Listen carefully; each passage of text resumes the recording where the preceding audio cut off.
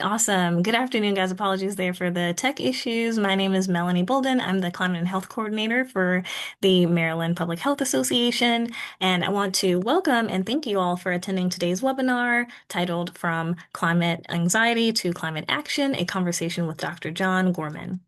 Today's event is an opportunity to explore how individuals and communities can navigate the growing mental health impacts of climate change while identifying meaningful, action-oriented responses.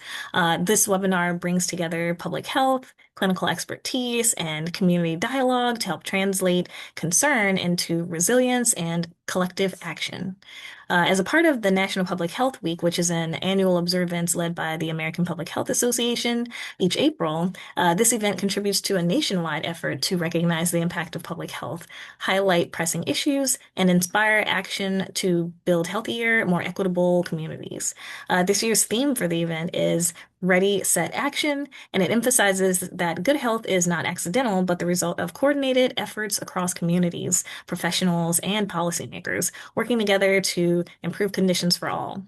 And in that spirit, this webinar reflects the power of partnership and shared learning, values that are central to both public health practice and, of course, National Public Health Week.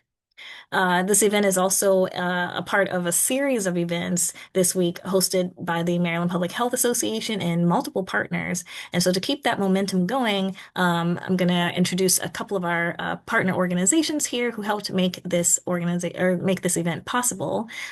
First up being the Maryland Public Health Association, which is one of the oldest and most active state affiliates of the American Public Health Association, and it serves as Maryland's leading professional organization for public health practitioners. Maryland Public Health Association is dedicated to advancing health equity across the state through advocacy, education, and strong community partnerships. This organization engages members through networking opportunities, educational events, advocacy efforts, specifically during Maryland's legislative session, and also hosts an annual event, Tri-State Public Health Conference, and regular communications to keep its members informed of emerging public health issues. And with that, I'll pass the mic to Elizabeth for the Montgomery County Department of Health and Human Services. Yeah, hi everyone, and welcome on behalf of the Montgomery County Department of Health and Human Services and Montgomery County Public Libraries. I appreciate you being here and learning more about this important topic. Each year, Montgomery County partners with the Maryland Public Health Association to offer events such as this one to highlight the importance of public health during National Public Health Week. I'm really excited you're here. Thank you for joining us, and I hope you enjoy today's discussion. I will now pass it over to Abigail. Everyone, good afternoon, and welcome on behalf of Healthy Climate Maryland.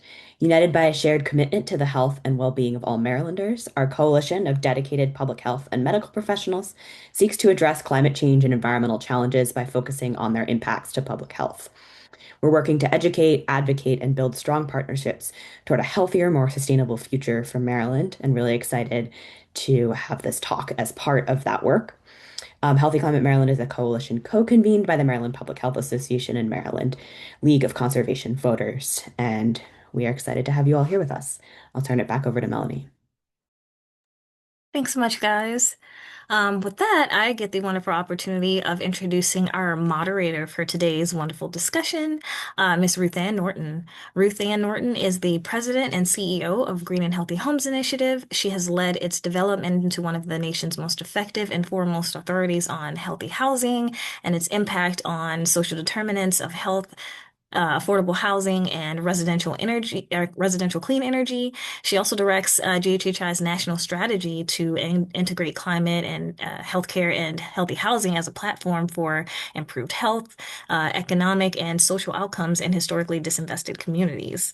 Ruth Ann is a noted expert on building community capacity and effective work plans to incorporate environmental health standards in housing-related programs. She directs GHHI's $60 million Thriving Communities grant-making program for EPA Region 3 to fund environmental and public health projects across the Mid-Atlantic and is spearheading GHHI's work in development and implementation of decarbonization, electrification, and climate change mitigation services for low-income households.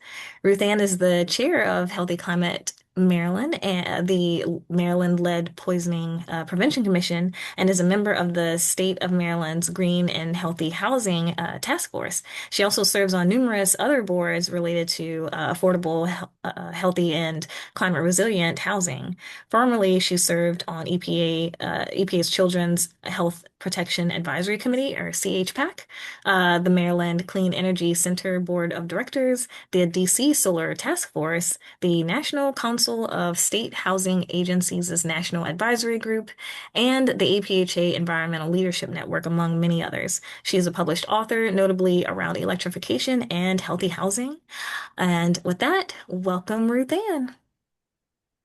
Well, it's terrific to be here, and by no means am I an author of the level and stature of who we're going to hear from today, my friend and great advocate, Jon Gorman. And thank you for that. And how thrilled I am to have joined the board of Healthy Climate Maryland, and especially this year, as we're talking about Public Health Week and climate. I encourage people to get to know Healthy Climate Maryland. But most of all, I'm excited today to talk with Jon, who's a licensed clinical psychologist in Maryland. He's the owner of the Towson Therapy Group, a group of psychotherapy practice in Towson, Maryland, and an assistant clinical professor of psychology at Loyola University, one of my favorite places, one of the favorite universities here in Maryland. Dr. Gorman's professional focus is the psychological impacts of climate change and what to do about it. He is an active member of Climate Psychology Alliance of North America and Healthy Climate Maryland. He is listed on the Climate Aware Therapist Directory. Did we even know there was one? I'm so grateful there is, Jon.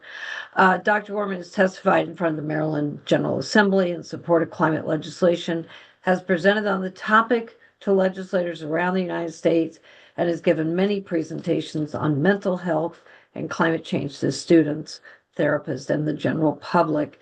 And his climate therapy work was featured in Maryland Matters. In addition, he's currently teaching Loyola University's first course on the psychology of the climate crisis. Dr. Gorman's therapy office is listed on the Maryland Green Registry, and he's continually striving to reduce the environmental impact of his therapy office. Dr. Gorman is the author of the book Facing Climate Anxiety. And here we are, from climate anxiety to climate action, Jon. I would say the title is an understatement, and the compelling truth that we face today. Um, my first question of any author that I talk with is the inspiration for you clearly around your practice of mental health. Um, and as I see so many people, myself, paralyzed on their actions around climate, what was your key inspiration of writing this particular book, and what would you most of all like to see come of it? And welcome. Thank you. So thank you so much, Ruth Ann, for your introduction. I love the question. And I know we'll have a little bit of time at the end for some questions. I'm just Yeah, thinking, given the time, does it make sense? I have a few slides to go through, if that works. yeah, let's do that. And while you're getting those up, I want to remind everybody here, please put your questions in the chat. We'll get to them as best we can. Jon and I will have a good, tight discussion, and then we want the dialogue with you. Well, thanks again, Ruth Ann. Thank you to Melanie and Elizabeth Beck and Abigail, and also Francis and Ellie and everyone else who helped to coordinate this behind the scenes. And thank you to MdPHA and my friends at Healthy Climate Maryland. And thank you to you all for being here and deciding to take some time out of your day and spend your lunch hour talking about this important topic. Um, okay, so I'm going to talk very briefly about some of the ways that climate change is impacting mental health. Um, and what to do about it. But keep in mind, I'm condensing a much, much longer talk into about 20 minutes.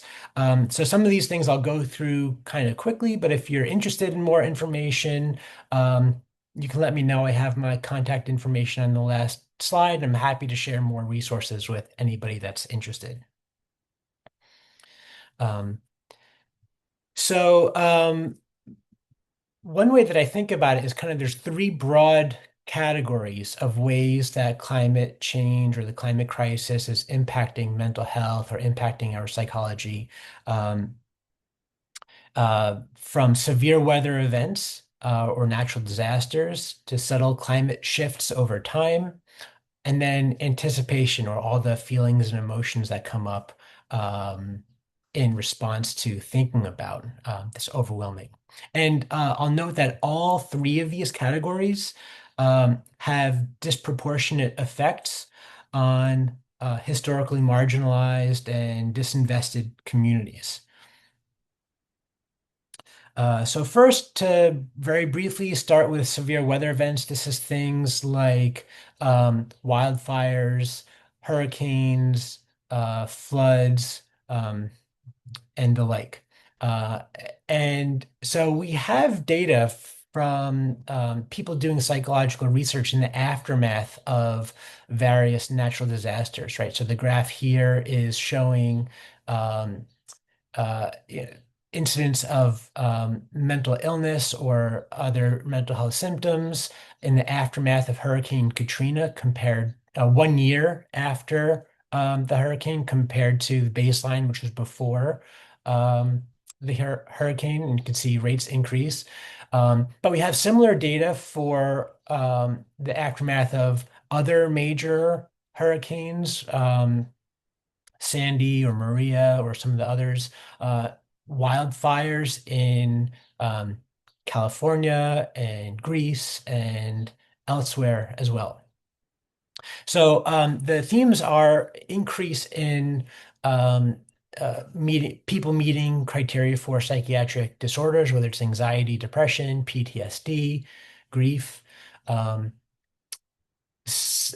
Also an increase in kind of behavioral distress responses, sleep, decreased sense of safety, increased irritability or distraction, increased isolation and avoidance, as well as risky health behaviors, increase in alcohol or cigarette use, unhealthy eating, things like that. Um, in terms of subtle shifts over time, we think about things like temperature is increasing, um, uh, just small noticeable amounts, but year after year, it's still getting warmer. Sea level rise is increasing year after year. And also we have data about how things like air pollution, and as that increases over time, that's impacting mental health in some unique ways. Uh, Given our brief time, I'm just going to focus a little bit on heat because that has a very strong connection between this kind of stimulus and the mental health impacts. Um, when the temperatures increase, um, we see a lot of things increase. At Johns Hopkins, they found that with each increase in the temperature, there are increased rates of people presenting to the emergency department. We see increased rates of violence and other forms of crime. And as we can see on the graph on the right, the number of hot days, and this is just for Maryland, is projected to increase significantly in the relatively near future. When it's hot out, we don't think as clearly. There are a lot of studies showing that people's kind of mental abilities or their cognition is impaired. We're more agitated, we're more irritable, increase in depressive symptoms. And we found even very subtle shifts in this, which means that in general, people are walking around more depressed, more irritable. Uh, and that might not mean that they are all of a sudden meeting criteria for major depressive disorder. Everyone is just walking around a little bit more yeah, not doing well psychologically, and for them might not meet the threshold of going in to get some treatment. And so it's, I think, increasing the number of untreated mental health symptoms going around. We don't sleep as well when it's hot out, and when we're not sleeping well, our ability to cope with everything else in life kind of goes out the window. For those who are taking psychiatric medications, which is about 1 in 6 people in the United States, most psychiatric medications affect thermoregulation, which is our body's way to regulate temperature, making those more susceptible to increased heat. And we also see increased suicides with each increase in the uh, degrees of temperature.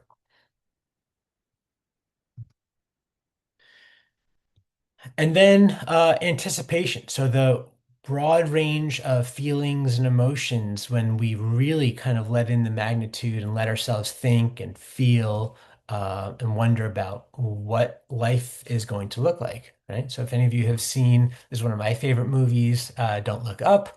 Um, climate anxiety is a very common feeling related to uh, thinking about all the things that are kind of beyond our control, things that we can't control when we look ahead to the future.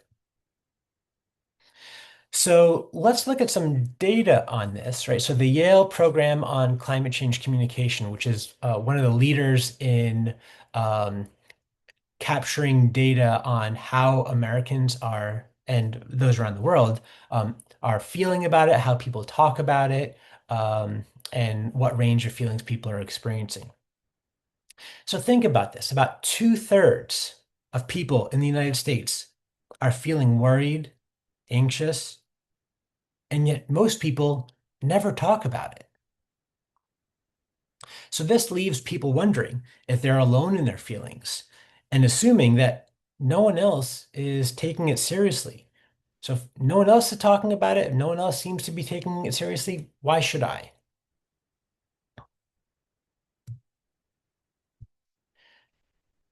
And then what we know about psychology is when we face um, emotions that are really uncomfortable or unpleasant that we don't want to deal with, we have defense mechanisms kick in.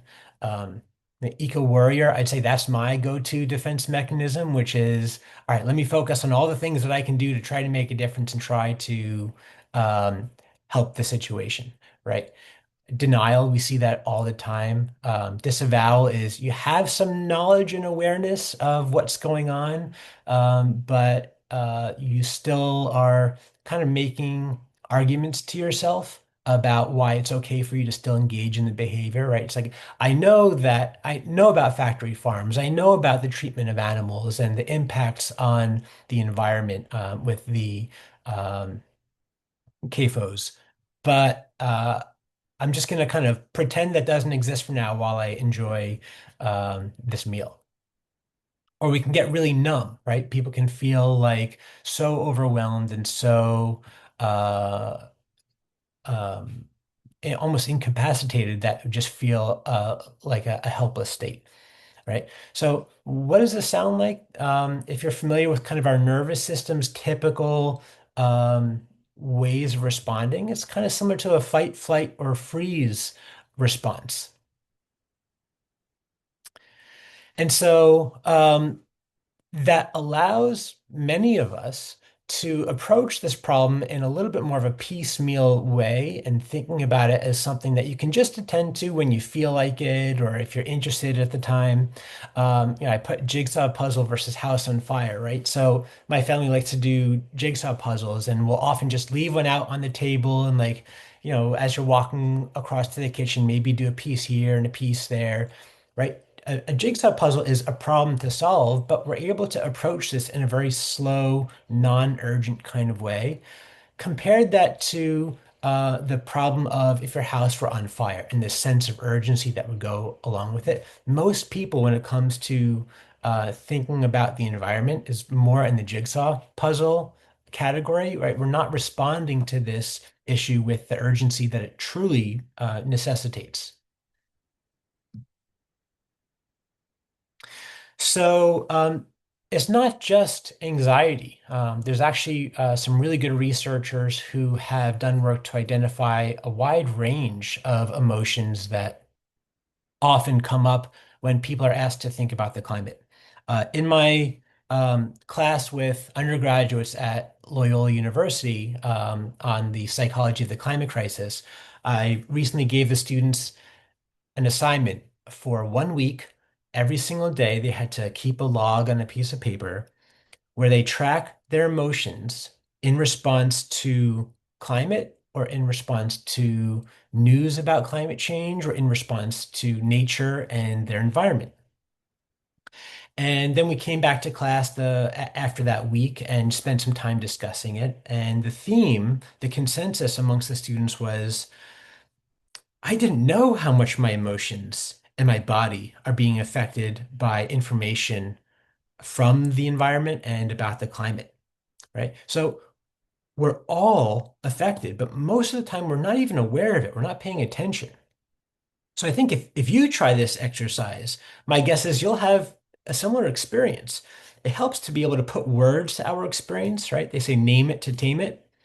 So I routinely use this climate emotions wheel with people that I'm working with to get a better sense and get better at knowing and then describing their experience. We say this in therapy. It's not about feeling better. It's about feeling better, right? So the task is not just to feel better, to take those unpleasant emotions and then replace them with positive, fun emotions. The task is to get better at feeling what we feel rather than sticking your head in the sand or endlessly scrolling or all the million other things that we do when we're distracted from what really matters most.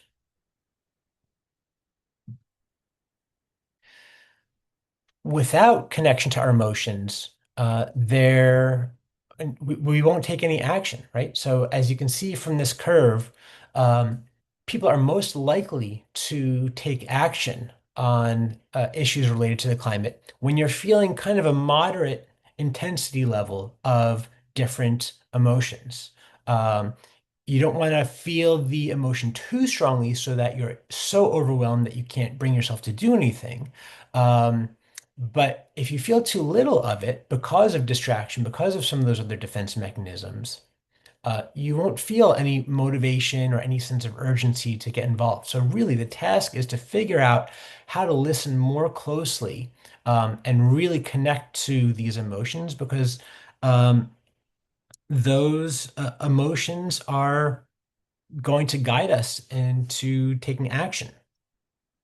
It's so easy in the world that we live in to have a very, very narrow window of what's comfortable and what we can tolerate because the moment we step outside of what feels comfortable, there are just so many readily available distractions and ways to not experience that discomfort anymore. And then over time, it doesn't take as much to push us outside of that window of tolerance, so that now we're left needing to find ways to expand that window of tolerance or comfort zone in order to be able to in order to be able to rise to the increasing challenges before us, rather than getting distracted by the nonstop pulls for our attention. But we've been conditioned to disconnect. And this is about how to reconnect. They say if you're not outraged, you're not paying attention. But if at the same time you're not awed by the beauty and sacredness of nature and of life, you're not paying attention. So the task is to learn how to hold both of these extremes more mindfully and in a way that we can let all of this matter.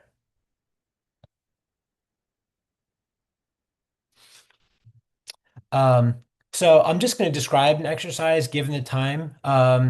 So there's something I'll do with people. If you grab a pen and imagine that the pen is your emotion, feel free to do this. If you have a pen, if not, you can just listen along.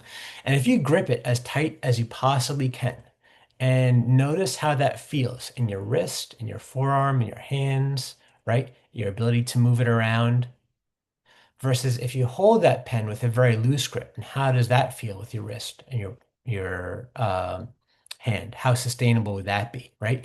Um, Most people describe that gripping it really, really tightly is very uncomfortable. It's painful, narrow range of motion. You can't let go of it. And it feels like it wouldn't be very sustainable over time. Versus if you hold it with a lighter grip, a looser grip, you're able to sustain it for longer. You're able to actually feel the nuances of what the pen feels like. This is an analogy for how we need to be holding those emotions, even those uncomfortable, quote, negative emotions, finding ways to hold them with a looser grip. Um, so this is a model for action that I propose in my book. Many actions we can take are reflexive and reactionary. They're primarily motivated at fixing or making the uncomfortable emotions go away as quickly as possible. And those actions might not be in line with what's most important to us or what the world needs. So the goal is to go further down this pyramid, um, which requires getting in touch with your emotions, understanding how those emotions feel in your body, and making space for them rather than resisting them or disconnecting, and then tapping into a more intuitive, purposeful action to take. We need to listen to our emotions because that points us in the direction of what we care about. We hurt where we care. Um, Another scene from Don't Look Up. For those of you that have seen it, you kind of know the poignance of this particular moment in the film. There's an author and an environmental activist named Sarah Wilson who says that through truly letting in the magnitude of the scale of climate change, the gravity of the situation, there will be deep grief and despair. But through that grief and despair is an opportunity to move from cognitive dissonance or living incongruently with what we know to be true and valuable to congruence, living in line with what we know matters most deeply. This is a Venn diagram, a model from Ayanna Elizabeth Johnson. Um, so if you think about a Venn diagram, right, people will often ask, well, what action should I take? What should I do?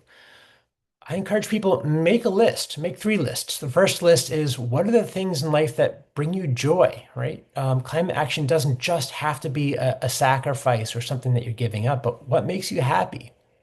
Then think about what are the things that you're good at? What skills do you have? What resources do you have? And then finally, what work needs doing or what does the world need?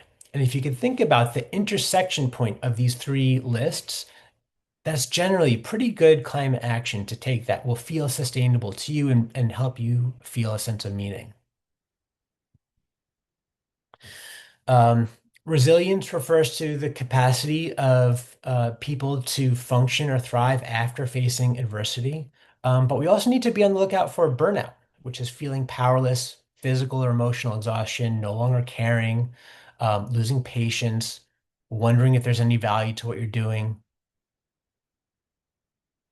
And some strategies for self-care, and feel free to either screenshot this or I'd be happy to share this after.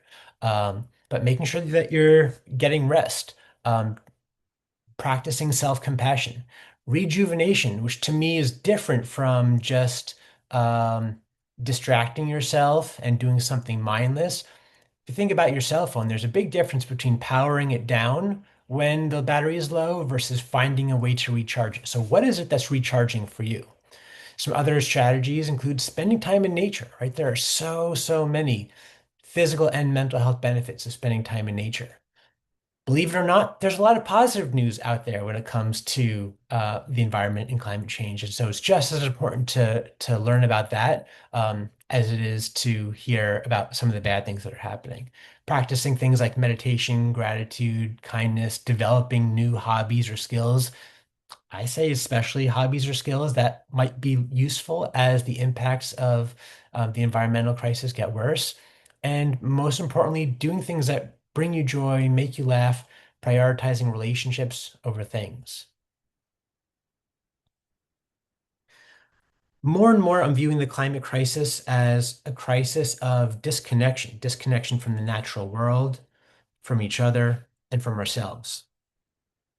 And so I recommend to people to find ways to overcome this disconnection, reconnecting to the natural world by getting outside, spending time in nature.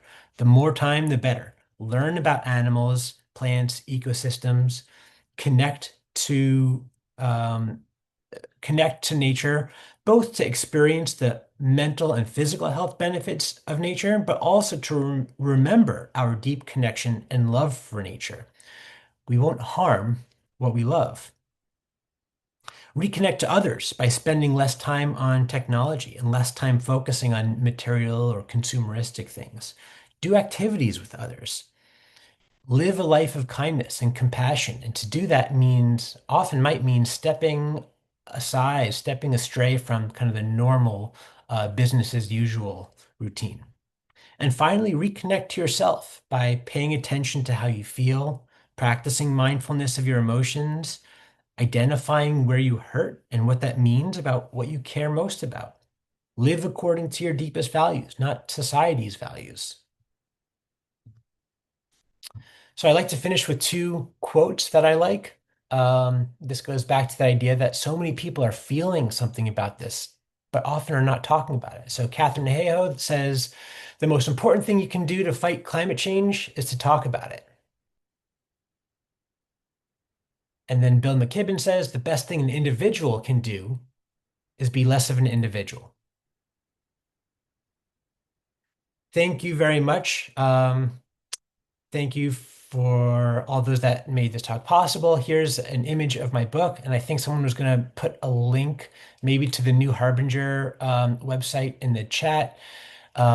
Here's my contact information if you'd like to be in touch. And I was able to talk to the publisher and get a special discount for National Public Health Week by typing in Climate 20. This code at the New Harbinger website will give you a 20% discount.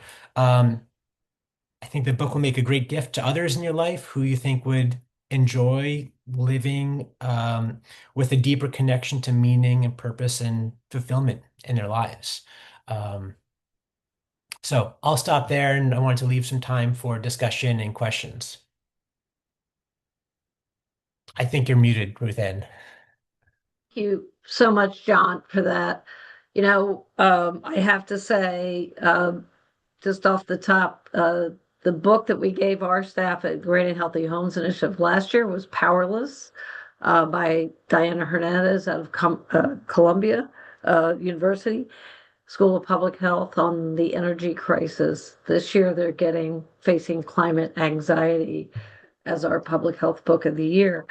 Um, but you said so much in those slides, and just some of it resonates like an aha moment of common sense, of course. But climate change ranges from the dramatic and traumatic to the subtle, right?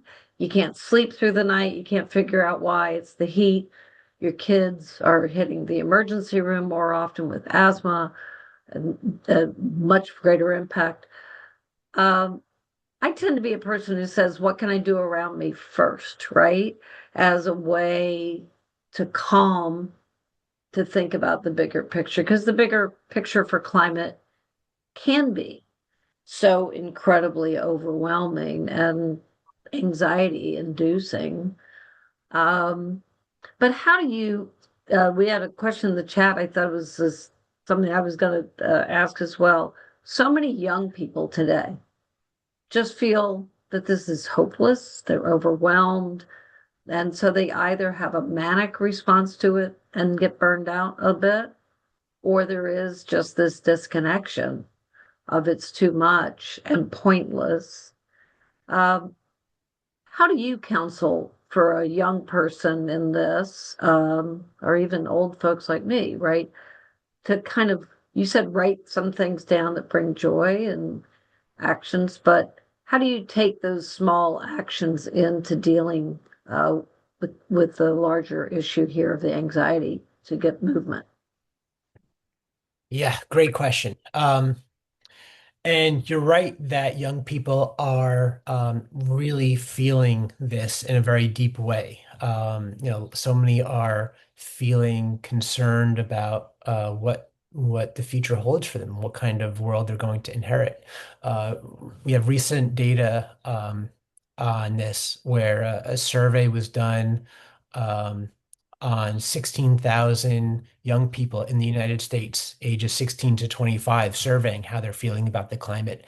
Um, and as you'd predict, a vast majority, something like 80% of people are feeling worried and anxious and scared and angry.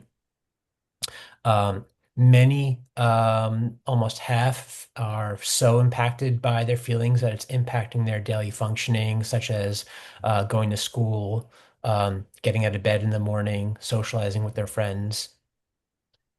But one of the really interesting things to me about this study, and to me, this is the real headline that I think isn't getting enough attention, which is they asked young people in this age range to identify their political party. Right. So they found that 80% overall found that or were experiencing anxiety and fear about the future. And there was essentially no difference in their feelings based on their political party, right? So this to me is a real source of hope that for young people, right? Again, ages, this is the survey was ages 16 to 25. For young people, this is really an issue that matters. And there's a widespread awareness that this is something that's important. And this is, it gives me hope that regardless of self-identified political party, that this is something that they take really seriously. And so, for those young people that are not yet at the voting age, there's real power in connecting with peers, right? We see some of the most impactful and inspiring movements around the world are driven by young people. And in fact, we've seen a handful of um, youth plaintiffs around the United States suing their state governments to challenge some of the environmental practices in their states and winning, right? Um, and so there is great power in connecting with others. Don't be an individual, right? Be a part of a group, and it's a way to kind of organize and join forces to amplify your voice. Well, I think this is, I mean, I was going to ask you a question about the politicization of all of this, right? It's already overwhelming. And then the politics of it, where climate change is being called a hoax or it's being politicized. I belong to the National Environmental Network that was the CEOs of Big Greens that APHA helped to set up. And one of the most striking things at the very first meeting was the fact that Evangelicals for Climate Change was in the room challenging me on all of my political lens to say, oh, this could be actually an issue where we could build common ground to deal with our human emotions, to deal with our things. And in the chat, Jennifer Hotzman has, this very good comment about this is an opportunity for parents to talk with their children, maybe to say, here's the three things we can do in our home Mhm. to combat climate change. Stop using plastics, get rid of fossil fuels. Um, and, I don't know if you have recommendations for parents directly on this or mentors to help in all of this, in, Yes. in the mental health space and in the emotional health space. And my follow-up question is going to be on all of this emotional and mental health impact. There's also economic stress that gets put on by climate change, adding to that. But I'd like to talk about the first, like, what do you recommend to parents? Yeah, great question. So we also have data that of children that have tried speaking to adults about their concerns about climate change, a majority of them have reported that they've been dismissed, their concerns have been dismissed or invalidated at least once or multiple times, right? So, as the commenter in the chat mentioned, yes, this is actually a great opportunity to um, start with taking time to listen. Take time to listen to your kids' concerns and practice things like empathy for what their feelings are, validating that it makes sense that they would have these feelings, right? It's actually healthy to feel anger or fear or anxious in the face of something that is a threat, um, and to model that it's okay to feel these things. And as we listen to and practice healthy ways of responding to our emotions, then we can channel those emotions by understanding them and finding ways to take action, right? So that's one thing what that parents that I recommend parents would do in terms of talking to your kids, right? Ask questions, listen to their concern in an age appropriate way. You can share information, validate their concerns, have empathy. The other thing I recommend is model for them what does a healthy relationship look like, right? What does healthy communication look like? Social relationships and spending time in nature, right? So many people, when surveyed about the most meaningful um, memories of their entire lives, cite either spending time with people, with family members, or spending time in nature, right? So create those kinds of experiences. And that is a really, really impactful way. I mean, this is low-hanging fruit. It's a medicine that's right at our fingertips right here. Get outside, get dirty, go on hikes, spend time in parks, go for walks, that kind of thing. I was going to say, I think that you had a slide and it shows walking in forests and in nature, right? And there's a lot to be said about being able to breathe that air. I woke up yesterday morning and a beautiful morning on the Eastern Shore, and to be able to be near the water, hear the water, have a feeling of clean air before the storms came in. Um, there is a moment that reminds you why it's worth fighting for and what Yes. still is there, and how much solace we can get from preserving our climate. Um, is climate anxiety, is that, does insurance cover? I'm just curious, therapy around that. And do you talk to people that I mean, climate is costly, right? It's causing the energy bills to go up. We're seeing people with a lot of economic costs here. We're seeing farmers have to shift northward, displacement happening.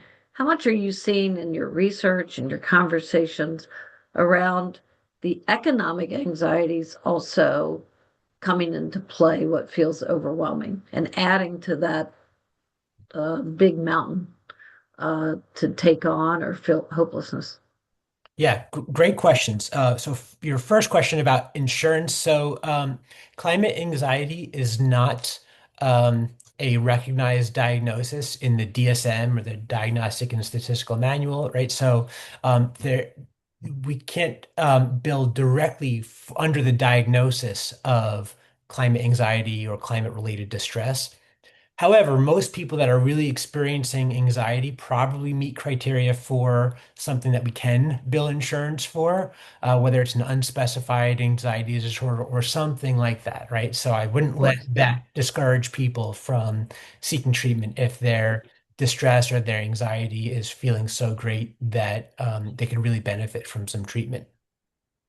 And then you ask a great question about, all different ways that it's impacting us, right? Climate change is making things more expensive.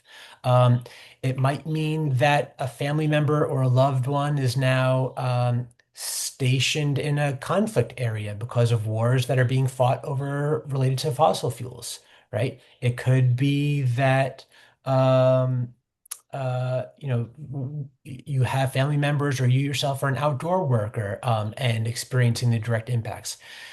So when people talk to me about their concerns about climate change, one of the first questions I'll ask them is, well, why do you care?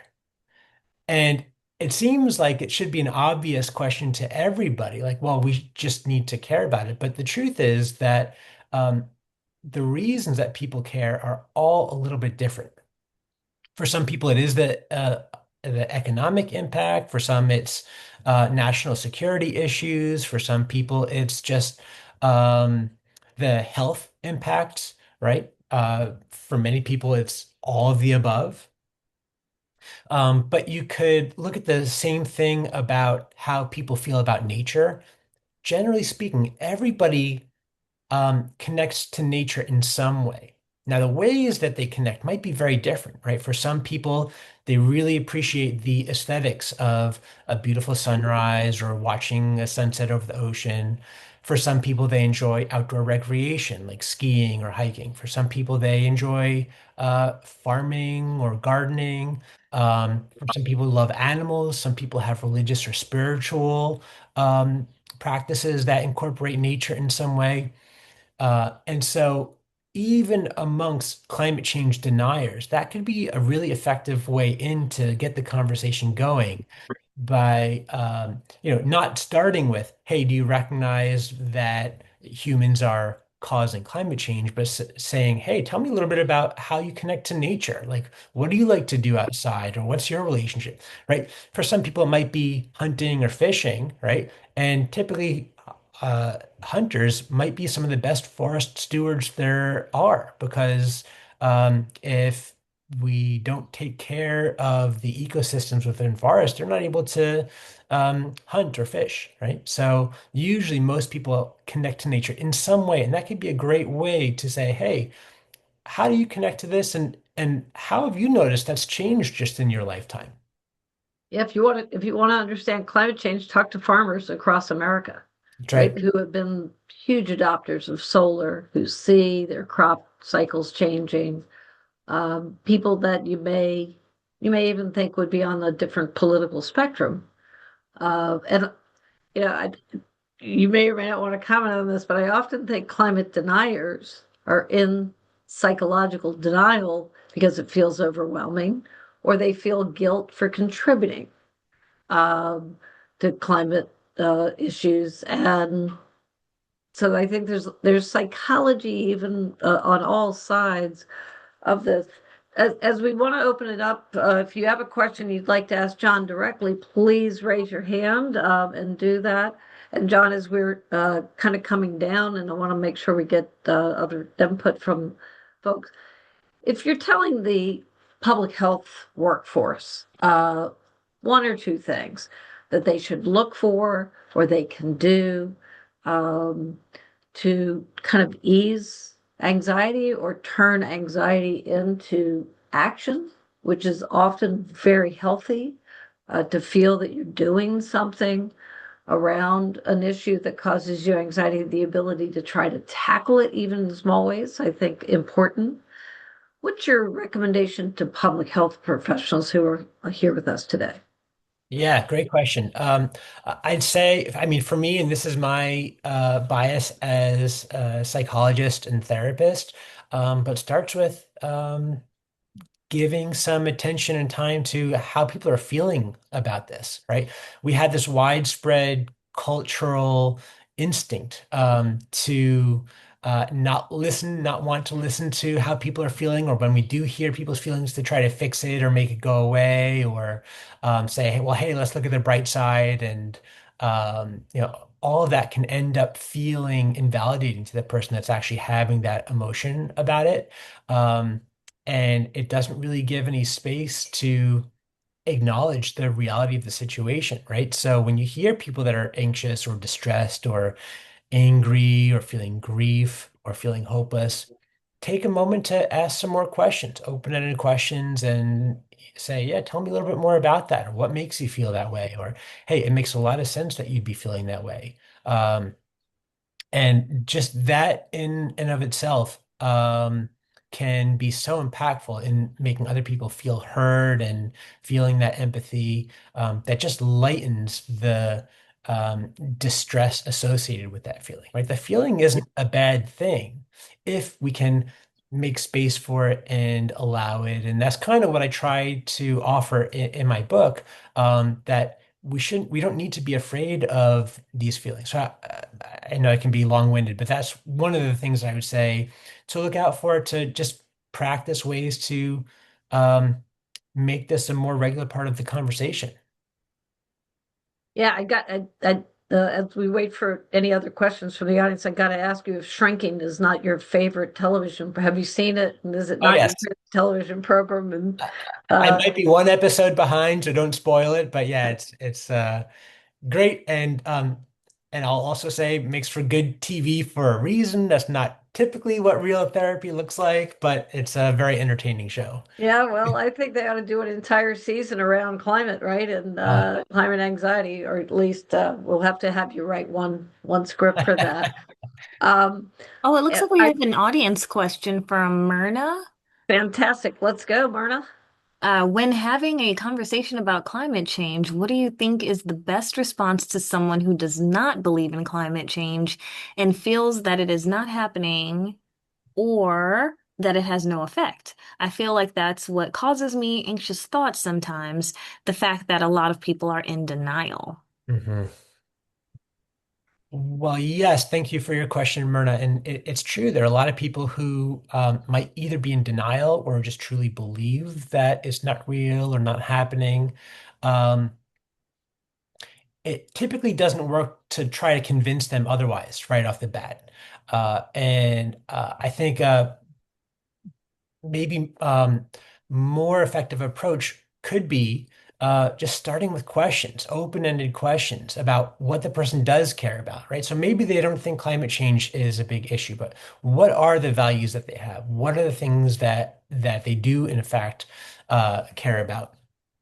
Do they care about the health and safety of their family, right? Do they care about their own mental or physical health? Do they care about the future for their kids? Do they care about national security, right? Whatever else it might be, and don't automatically respond with, well, here's why you should care about climate change, but think of it instead of building a relationship over time and getting to know them better and seeing if there are some values that you can connect on. I do have a chapter in my book about how to talk to people who might have very different values than you and how to start to explore these. But that's kind of my brief answer given the limited time that we had today. Thanks. Thank you. Yep. Sorry, Melanie, go ahead. Oh, it looks like there's one more question in the chat from Claude, who says that it occurred to me that the teacher may not feel they can discuss climate change without risking their job, can approach the subject through the documented extinction rate. How can we make teachers feel comfortable that we have their back teaching the climate change, teaching about climate change based on the science? Oh, that is a great question. I don't know that I have a great answer to you, other than teaching about nature, teaching about ecology, teaching about environmental science, and teaching about why we ought to care about those things. I know I'm leaving a lot left unanswered with that question, but yeah, it's a tricky one. Well, John, it's interesting. I'm 65. When I was in the fourth grade, I had a teacher, Mrs. Spivey, and she was telling us about the sun will eventually burn out and things will happen uh, the whole atmosphere of the universe of impacts on heat and cold. And whether that was true or not, she sent a lot of 9-year-olds home crying and screaming at the time. But this isn't a new issue, is my point, right? We've been talking about environment and climate. It's now accelerated because politically we did not pass the things, and as a society didn't value that our resources are infinite, right? Um, and there, as you're closing, and Rebecca's here because of a great high school environmental science teacher, right? better experience than I had, Rebecca. But as we're closing this out, right? Um, it is, we all have a common fate here. Um, this question of the climate anxiety, though, feels like it's a defined threat, right? Versus sort of our life cycle here. And the defined threat makes it feel greater, more relevant, faster coming at us, and the like. So for all of us, um, I'll ask you to say what's your closing wisdom for all of us as we deal with it, whether we're writing reports on the cost of climate change or things that we can help people in their homes to do. What's the one takeaway that you want all of us to take with us as we go into Public Health Week, but go into daily lives with others on this issue? Yeah. I think I'd say that whatever actions you take don't have to solve the whole problem, right? That's too tall an order and not really a realistic possibility that any one of us can solve the problem. But think about what is something that's manageable. And as you mentioned earlier, think locally, and find ways that you can get engaged with your family. But how can you also amplify your voice and connect with a broader community, right? I don't think that uh, I'm hopeful, but not terribly optimistic that in my lifetime we're going to see a massive global industrial change in what's going on. So, um, how can we invest the limited time and energy that we have creating islands of community centered around the things that we truly value and the things that matter most amidst these greater seas of um, insanity? John, I couldn't thank you enough. I think all of us, I hope everyone will go on the new Harbinger website, take advantage of the National Public Health Week discount, Climate 20. Just fantastic. Melanie, thank you for coordinating today, and Abigail and others. Um, I would say, John, inspired by young people who are coming up with things out of their classrooms, and that whether it's planting a tree or learning about carbon emissions, go mentor somebody else, a younger person. It'll inspire you on dealing with this. But what a valuable book. And I hope that it is a great success. Thank you. And thank you, Melanie. Thank you so much. Thank you all for being here. Thanks, everyone. And we'll be sending out a post-event survey as well as some links to various resources, including this book and discount code as well. So thanks, everyone.